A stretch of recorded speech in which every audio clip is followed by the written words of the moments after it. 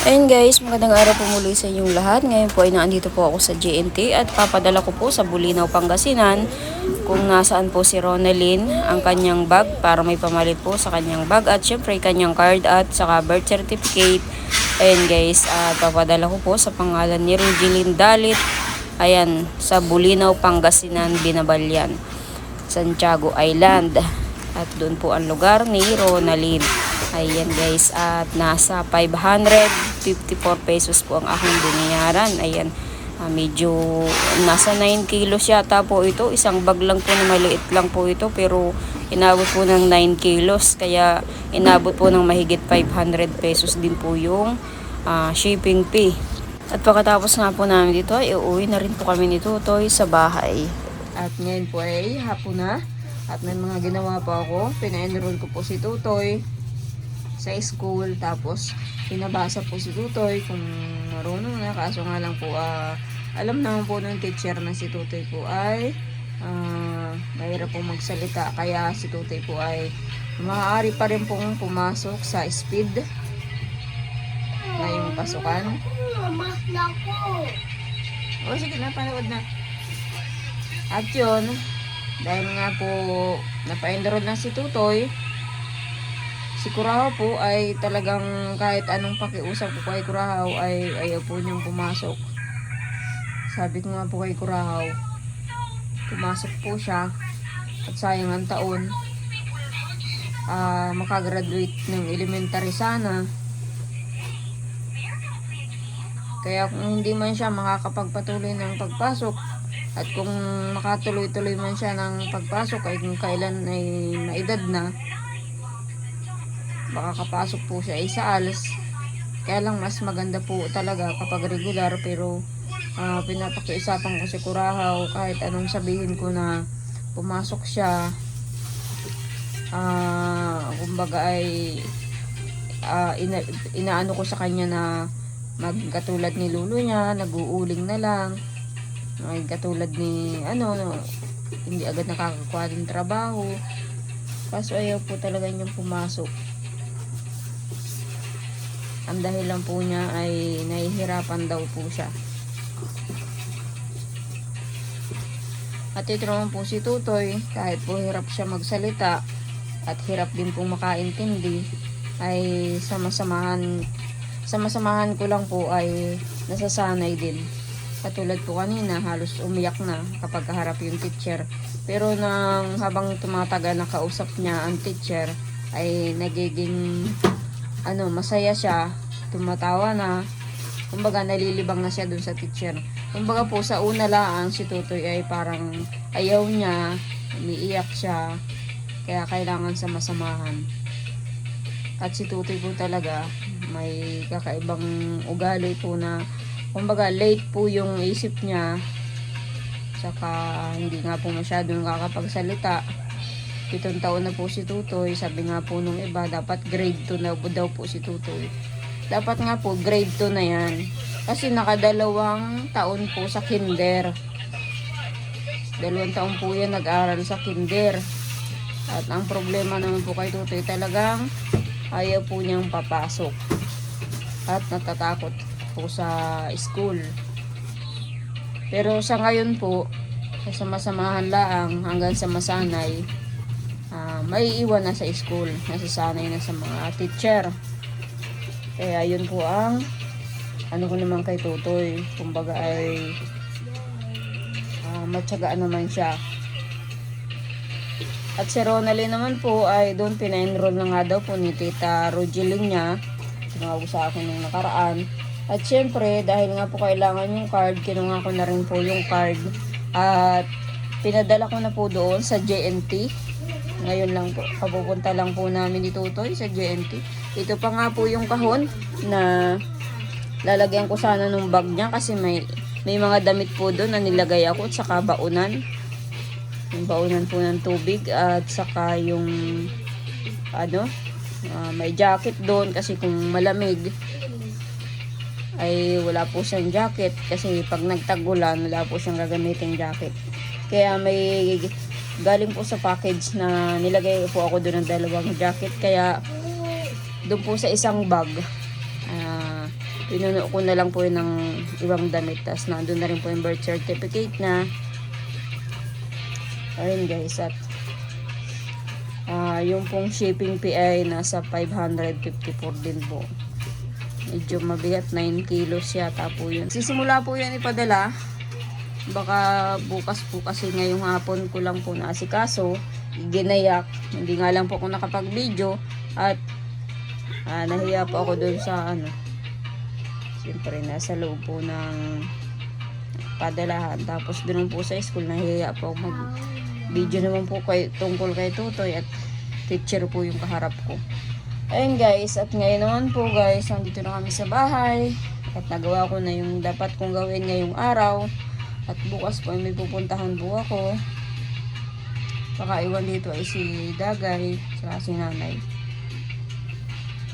Iwan kay Tutoy. At syempre, ito. Napunta pa ako kala Nanay. At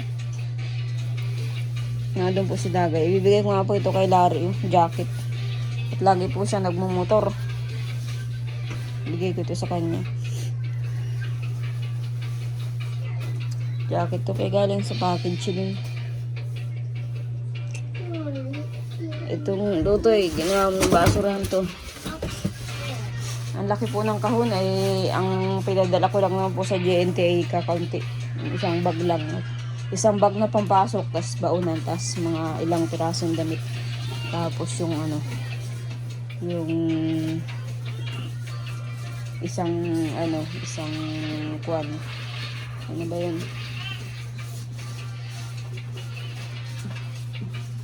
Ayan at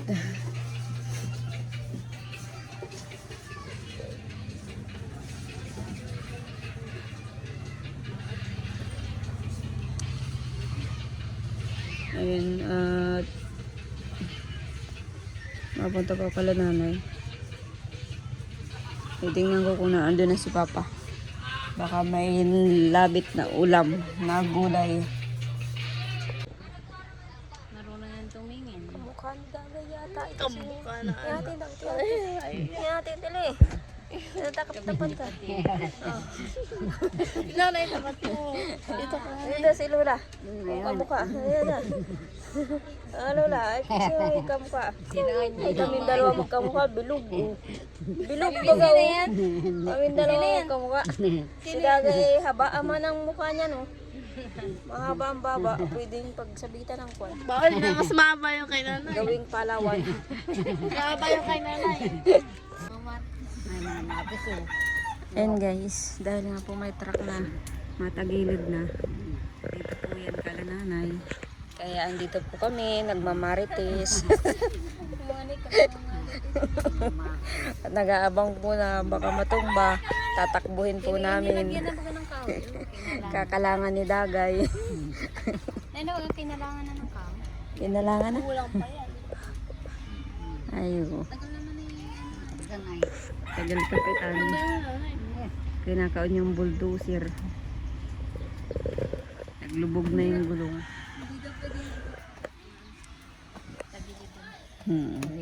Kalangan mo Dagay. Kayong dalawa ni Nanay. Kayo ni nanay. Oo. Kayong dalawa ni nanay. Tulak nyo. Wala si Jason ay. Jason sana, bilis yung tumba na yun. Wala pa.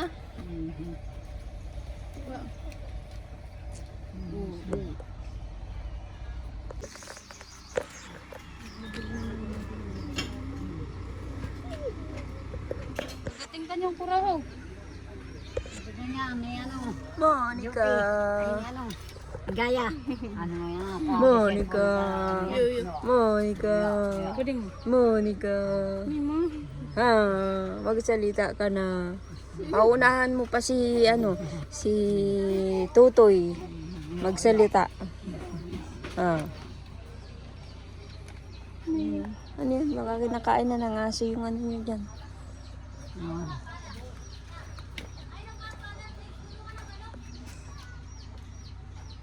Makasi taas. May gamot ka Dagay? Eh bukas pala Nanay dapat ay maagap kayo. Oo. May At daw si- bagay naman ay tubig. May yung Sunduin ka mo dito. Mga alas 5, nandito na kayo. Ang maaga, ang doon. Si Tutoy naman ay tanghali nagising, kaya... Oo. Sabi ba ni Larry, alas 5 daw, nandito na daw kayo. Kaya...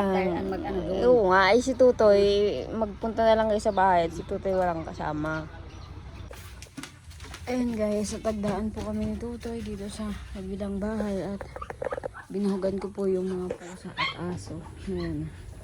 Kakain po sila. At saka yung mga aso doon sa labas. Ayun guys. Nagkakain na po yung mga aso. Hes! Si Papa po kasi ay wala pa ay nagkukupra pa po. Hindi pa po natatapos ang kuprahin.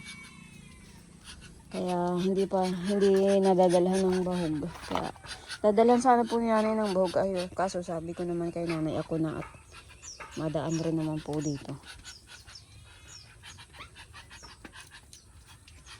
Ayun, at basa po yung yung lupa. Kahapon nag-ulan po at saka nung isang araw. Tingnan niyo po ngayon guys, oh. Madilim ang langit. Nag-uulan-ulan po ngayon. 2 araw na po nag-uulan-ulan. Nasaan na si Tutoy? Gaano ka dyan? Hindi po ako nakapasyal dito para magamas ulit. Ada mo na.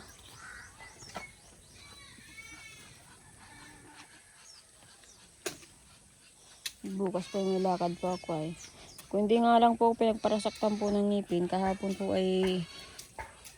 ko pa sana po papa-enroll si Tutoy, kaya lang hindi po ako makapunta-puntang school at sobrang sakit po ng ngipin ko. Bali 3 gabi nga po na pinagsasaktan ako ng ngipin. 3 gabi at 3 araw. Laho pa man po naigit, pakakainin ko ng gamot, pero maya-maya po andyan na naman yung sakit. Kaya buti po kanina at medyo nawala-wala yung sakit. Kaya ako nakapuntang school. Tapos pinadala ko po sa LBC yung yung kailangan ni Rona na card. Ayan, tapos nakapunta ako lang nanay ngayon. At nagdala po ako ng baby wipes ni Balot.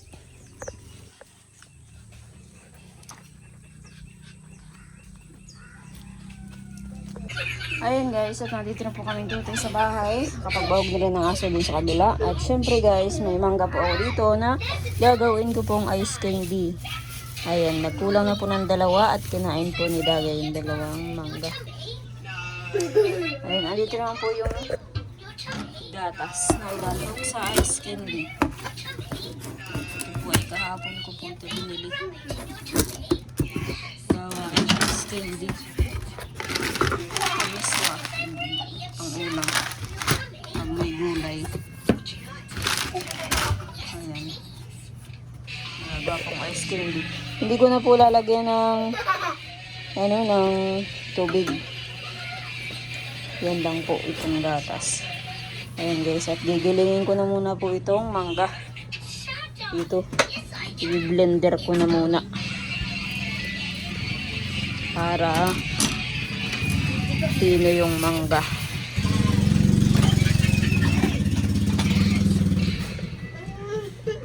Si Jason sa labas.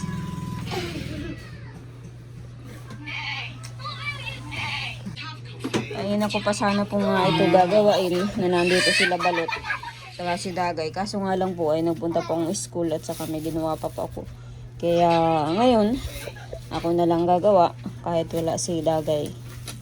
At may ginawa po ako kanina, kaya hindi ko nagawa. Kaya ngayon, kapag-saing naman na po ako. Iwain ko na muna ito.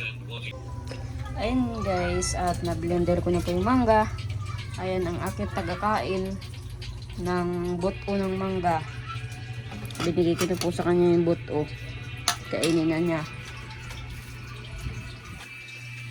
Bubuksan ko na po ang gatas. Tapos ipa-plastic ko pa. Ayun guys, at natapos ko na rin pong balot-balutin ang aking ice candy na ginagawa. At katatapos ko lang din magpunas ng sahig at naglagkit-lagkit na po yung sahig. Kaya yan guys, at maglalatag na po ako ng higaan namin ni Tutoy. Dito po kami natutulog ni Tutoy, gawa ng dun po sa loob ay sobrang init. Kaya mas gusto po namin ni Tutoy ditong matulog. At maglalatag na po kami ni Tutoy. Babalutan ko pa yung kutso namin. Kuhain ko sa loob. Ayan guys. Dahil nga po nakakain na po kami ng Tutoy. Dahil nakalatag na, gabi na. Matutulog na po kami ni Tutoy. At syempre, mag-upload po ako. Medyo nataging-ting na naman ang aking ngipin. Pang-apat na gabi na po. Medyo magawa po yung pisngi kong konti. Kaya pag nagmumumog po ako ng tubig at minsan nasingit po sa ano eh. Yun, nasakit uli. Ayun guys, at hanggang dito na lang po muna ang aming video ni Dagay, ni Tutoy. Ayan, bukas uli po ang aking pag-upload. Ayan, pangalawang araw ko po bago ako makapag-upload dahil nga po sa pananakit po ng aking ngipin. Ayun guys, maraming salamat po ulit sa panonood.